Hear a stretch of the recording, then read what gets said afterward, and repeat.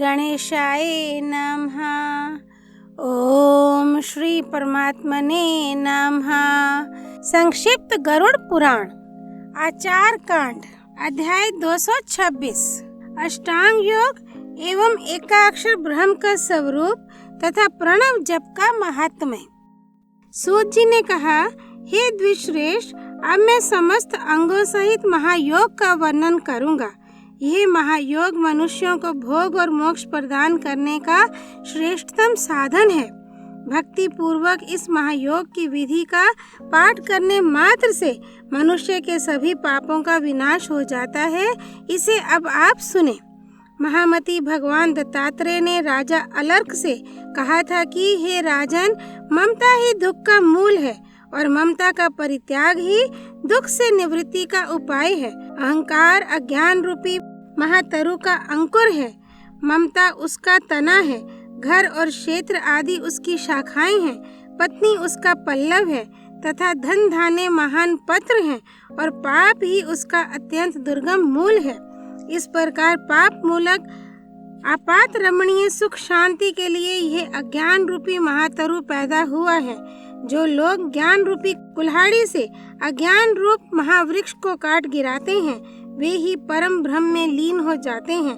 तदनंतर ब्रह्म रस को प्राप्त कर उसका भली भांति निष्कंटक पान करके प्राज्ञ पुरुष नित्य सुख एवं परम शांति को प्राप्त करते हैं। समस्त दृश्य प्रपंच एवं इंद्रियां भी उसी पर ब्रह्म में लीन हो जाती हैं। हे राजन, वहाँ पर ना तो तुम रहते हो और ना मैं ही रहता हूँ, ना शब्दादि तन्मात्राएं रहती हैं और ना अंतःकरण ही रहता है। हे राजेंद्र, हम दोनों के बीच कौन सा तत्व प्रधान है? वास्तव में हम दोनों निस्सार हैं। हे राजन, जीव और आत्मा में ऐक्य होने पर भी पृथक भाव का बोध होता है। ये पृथक भाव का बोध ज्ञान स्वरूप ज्ञान के तिरोधान से होता है।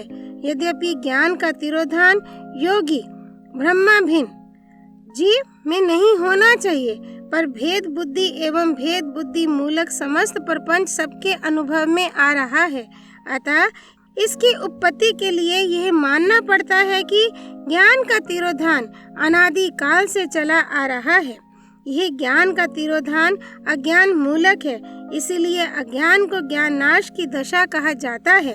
यह ज्ञान नाश की दशा ज्ञान के वियोग की दशा है और यह ज्ञान का वियोग ही जीवात्मा एवं आत्मा ब्रह्म का पृथक भाव है तथा इस पृथक भाव के ज्ञान का नाश जीव एवं आत्मा ब्रह्म के ऐक्य ज्ञान से ही होता है।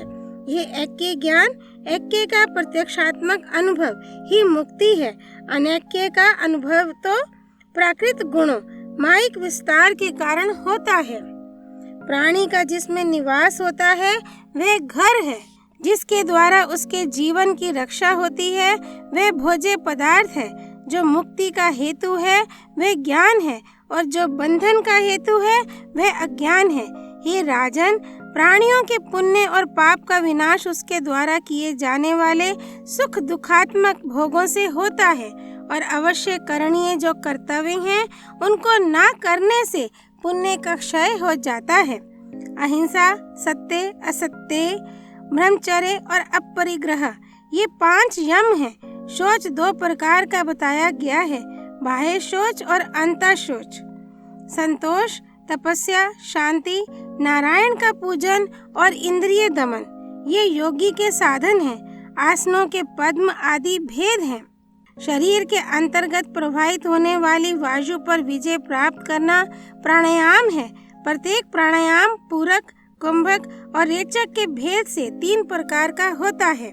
यही 3 प्राणायाम जब 10 मात्राओं का होता है तो इसे लघु प्राणायाम तथा इससे दुगनी मात्रा का मध्यम प्राणायाम और 3 गुनी मात्राओं का उत्तम प्राणायाम कहा गया है। जिस प्राणायाम में योगी जन जप और ध्यान से युक्त होते हैं उसे सगर्भ प्राणायाम और उसके अतिरिक्त प्राणायाम अर्थात जप तथा ध्यान से रहित होने पर अगर्भ नामक प्राणायाम कहलाता है। प्रथम प्राणायाम से योगी स्वपन पर जय प्राप्त करता है, द्वितीय प्राणायाम से योगी कंप पर और तृतीय प्राणायाम से विपाक पर जय प्राप्त करता है। इस प्रकार इन तीनों दोषों को योगी प्राणायाम से जीत लेता है। योगी को आसन लगाकर प्रणव में चित्त एकाग्र करके ध्यान और जप करना चाहिए। इस स्थिति में वह अपनी दोनों एड़ियों से लिंग और अंडकोशों को दबाकर एकाग्र मन से स्थित रहे।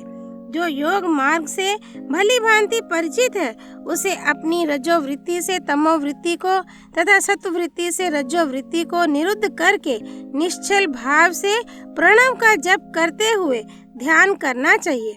इंद्रियों, प्राण और मन आदि को उनके विषयों से निगृहित करना चाहिए। इस तरह एक साथ ही प्रत्याहार विषयों से इंद्रियों को हटाकर अंतर्मुख करना का उपक्रम करना चाहिए। विधिवत 18 बार किया गया जो प्राणायाम है उसे योग में धारणा के नाम से स्वीकार किया जाता है। योग के तत्व को जानने वाले योगी जन ऐसी धारणा की 2 आवृत्ति को ही योग कहते हैं। योगियों की पहली धारणा नाड़ी में, दूसरी हृदय में, तीसरी वक्षस्थल में, चौथी उदर में, 5वीं कंठ में, 6ठी मुख में, 7वीं नासाग्र पर, 8वीं नेत्र में, 9वीं दोनों भौं के मध्य और 10वीं मूर्धा स्थान में होती है। इस प्रकार योग में इस धारणा को 10 प्रकार का माना गया है। इन 10 धारणाओं में सफलता प्राप्त करके योगी अक्षर रूपता ब्रह्मत्व को प्राप्त कर लेता है। जिस प्रकार अग्नि में छोड़ी गई अग्नि एकाकार हो जाती है, उसी प्रकार परमात्मा के ध्यान में लगाई गई आत्मा तदाकार हो जाती है। ऐसी स्थिति में योगी को ब्रह्म स्वरूप महापुण्यदायक ओम इस महामंत्र का जप करना चाहिए। इस प्रणव महामंत्र में अकार, उकार और मकार ये 3 अक्षर हैं। इन 3 अक्षरों के अतिरिक्त इस महामंत्र में सत्व, रजस तथा तमस इन 3 मात्राओं का योग भी है जो कर्मशः सात्विक तथा राजसिक और तामसिक मनोवृत्ति का परिचायक है।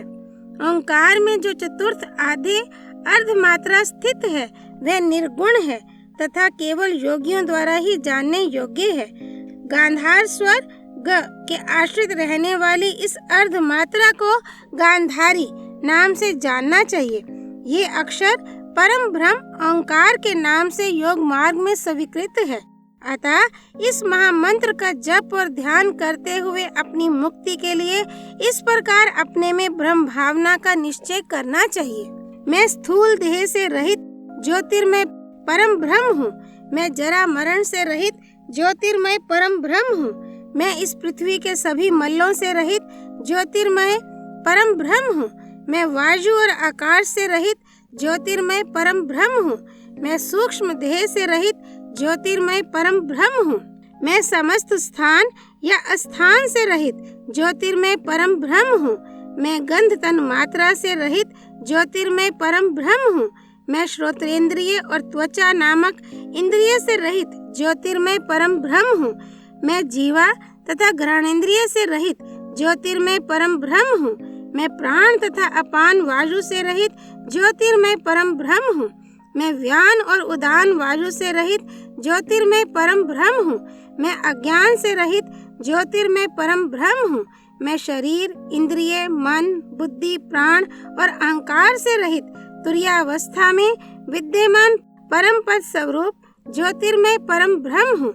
मैं नित्य शुद्ध, बुद्ध, मुक्त, आनंदमय, अद्वैत, ज्ञान स्वरूप ज्योतिर्मय परम ब्रह्म हूँ। सूत जी ने कहा, हे शौनक, इस प्रकार मैंने मुक्ति देने वाले अष्टांग योग का वर्णन कर दिया है।